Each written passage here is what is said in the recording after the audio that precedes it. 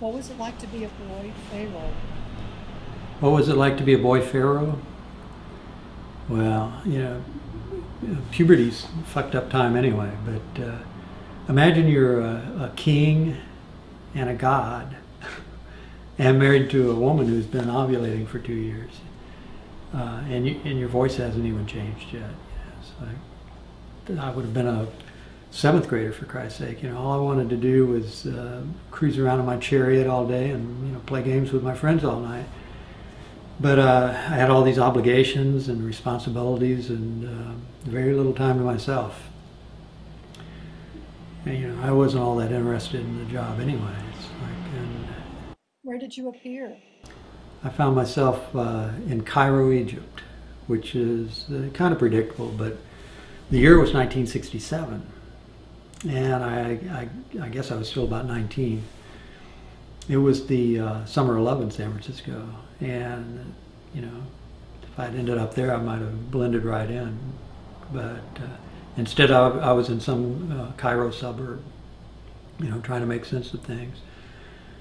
And everyone around me was freaked out too because if you remember, the 6 Day War had just ended, and the Israelis had taken the Sinai Peninsula. And, the Jews had like totally kicked Egyptian ass. Ramses must have been rolling over in his latrine.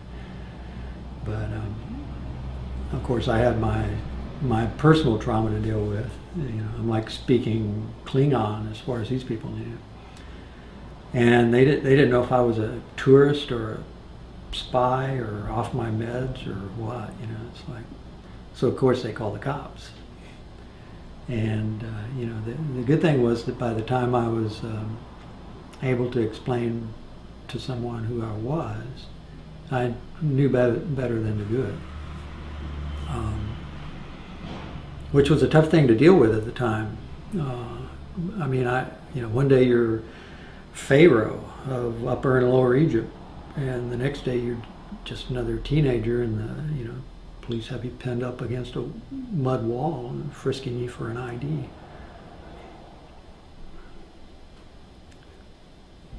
Anyway, I spent the first week in jail thinking, so this is my after fucking life. Not what I expected. At first, I blamed the priests in charge of my burial for some procedural error, but eventually I just started to accept things the way they were and began to question my expectations instead. I don't think that I ever really believed in an afterlife anyway. It's like, so why would I expect it to be utopia? I guess you kind of believe, you feel obligated to believe, and you certainly want to believe. But my gut feeling was, when you're dead, you're dead. And you wonder if anyone else honestly believes that. It's like when they put those bullshit model boats in the tomb for the journey to the afterlife. How about a real fucking boat? It's like, if we all really believed it, we'd have real fucking boats. And yet, here I am. It's like, Were you particularly religious? not so much religious as just being personally invested in the stories. I guess religion was so integrated into our culture and our worldview that it was a secular experience. In a spiritual sense, I was more intrigued by static electricity. You could work up a huge charge out there in the desert, and a good jolt seemed to have some profound significance. It would have been nice to have a community of ancient Egyptians to take me in and help me assimilate. There's probably a neighborhood somewhere in Queens. But you just have to adapt the best you can. It's like I started to learn the language during my interrogations in jail and began to adjust to my new diet. Things like soft drinks and gum and candy and, the other crap they gave me. I was eventually taken in by a Sunni family that one of the interpreters hooked me up with. they called me Ahmed, and I worked for the family. I studied Islam. I went to a private school where I learned Arabic and English pretty quickly, and a little French. At home, I had my own TV, and these people were loving and generous, and this came at a pivotal point in my development. It's like it was a crucial time. So in 1973, they helped me get my passport and visa and immigrate to the U.S. and gave me names and addresses of people in Los Angeles and Toledo who could help me get work and scholarships and get settled in. Now I went straight to L.A., Santa Monica. Did you ever go to the King Tut exhibit? Oh yeah, I saw the Tut exhibit in L.A. in '78. It was incredible. I was seeing most of this, of the things for the first time myself. It's mostly burial furnishings and ritual stuff. Not personal things, except the throne. The throne was mine. Technically, all the gold was mine. I used to think about all that gold when I was sitting around my cheap-ass apartment in Santa Monica. How did you pay for college?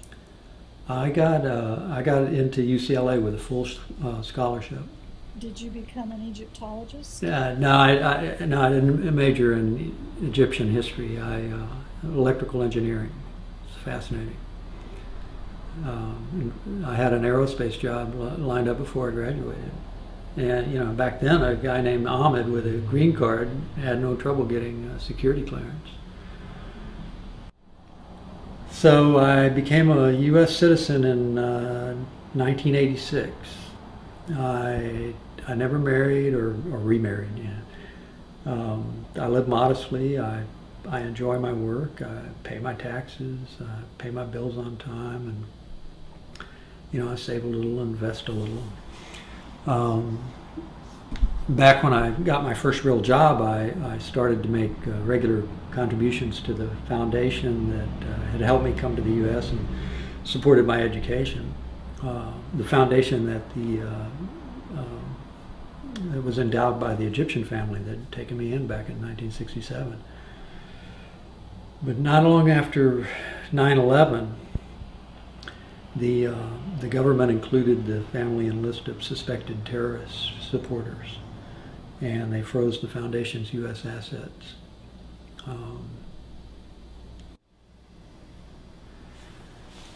So everyone that the FBI could locate in the U.S. who was associated with the foundation was eventually interviewed, and some of us were detained.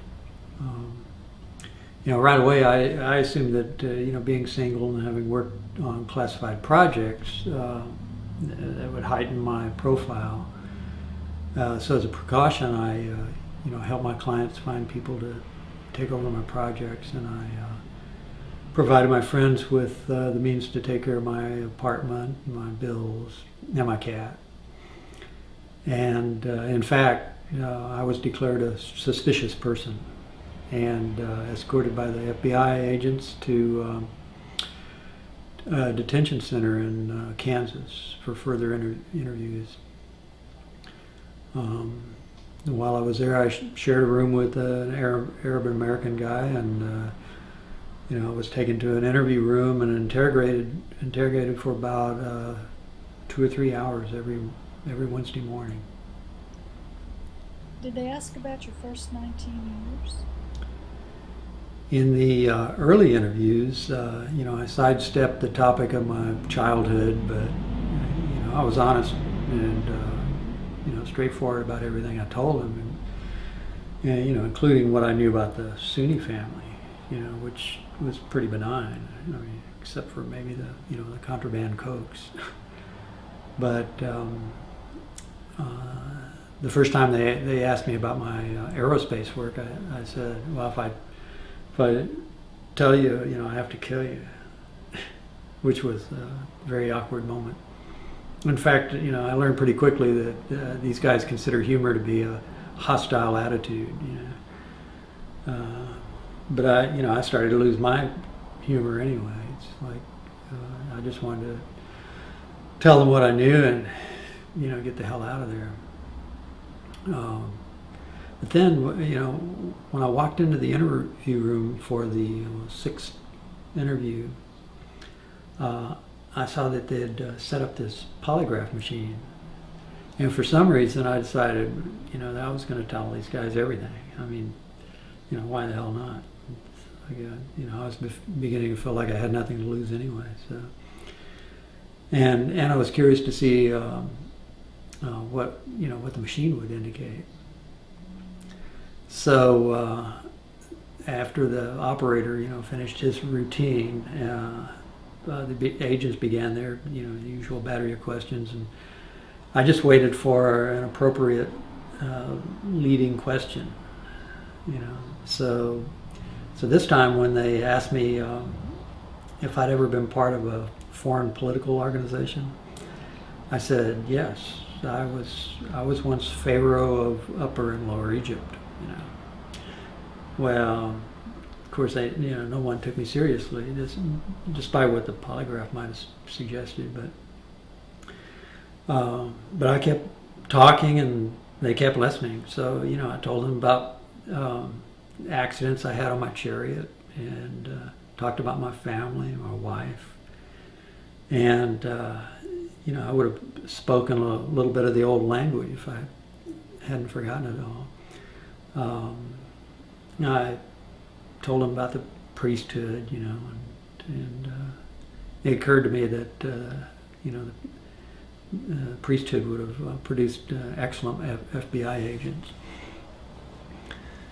So after that, I had 3 more sessions with the polygraph, and they patiently listened to my childhood memories for an hour or two each time, and then the interview stopped, and I just hung out until I'd been there for about 6 months, and then one day they gave me a plane ticket and $120 and sent me home. I was most likely released because my Cairo family was taken off the suspected terrorist supporter list.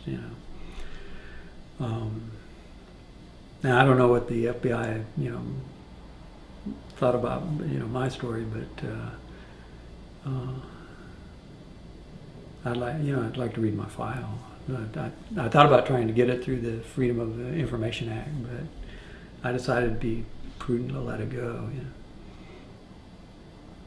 So life's back to normal now, and I'm starting to think about what comes next. And it's like, is there life after the afterlife? I don't know. I tend to doubt it, but I was wrong before.